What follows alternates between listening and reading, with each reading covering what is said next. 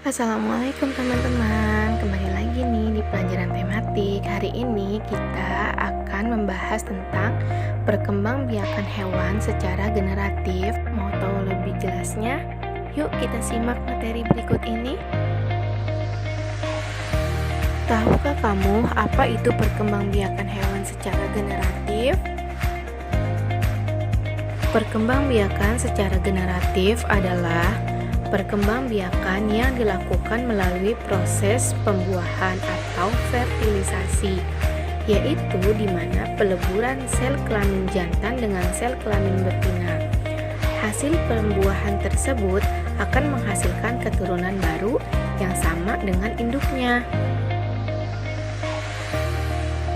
Perkembangbiakan vegetatif pada hewan itu dibedakan menjadi 3. Pertama, ovipar atau bertelur. Yang kedua, vivipar atau hewan yang beranak. Yang ketiga, ovovivipar, yaitu hewan yang bertelur dan beranak. Lalu apa itu ovipar? Ovipar adalah perkembangbiakan pada hewan yang dilakukan dengan cara bertelur.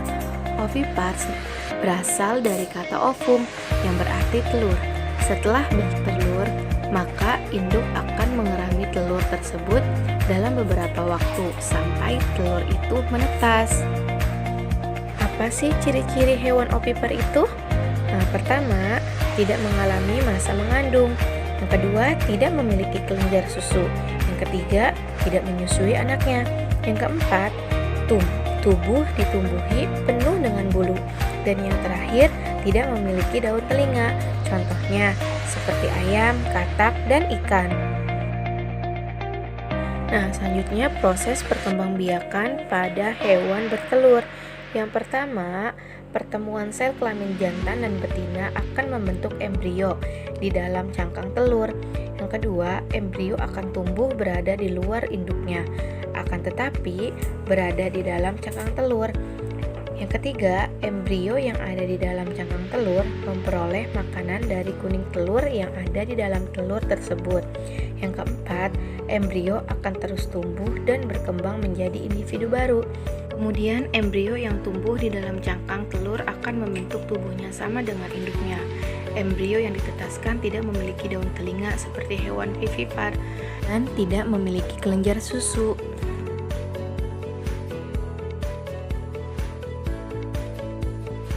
Jenis hewan yang bertelur ialah ada binatang reptilia, burung, ikan, amfibi, serangga, dan cacing. Nah, lalu apa yang dimaksud dengan vivipar? Vivipar adalah perkembangbiakan pada hewan yang dilakukan dengan cara melahirkan atau beranak.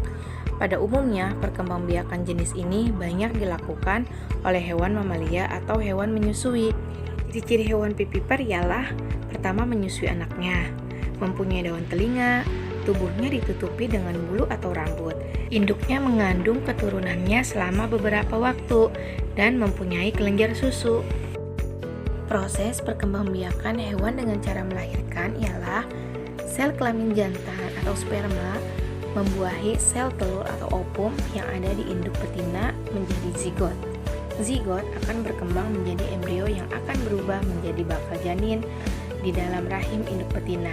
Selama di dalam rahim, janin akan mendapatkan makanan dari induk betinanya. Setelah lahir, anak hewan akan memiliki sifat yang sama dengan induknya.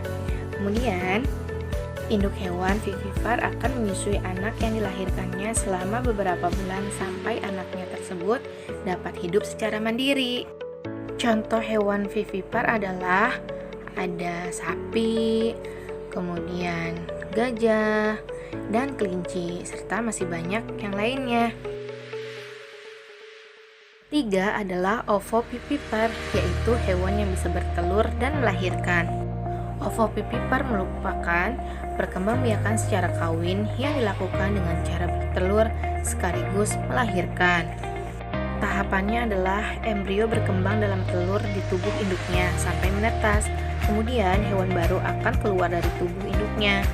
Ciri-ciri hewan ovovivipar adalah yang pertama, telur menetas dalam tubuh induknya. Anak hewan dikeluarkan dengan cara melahirkan. cadangan makanan embrio berasal dari dalam telur.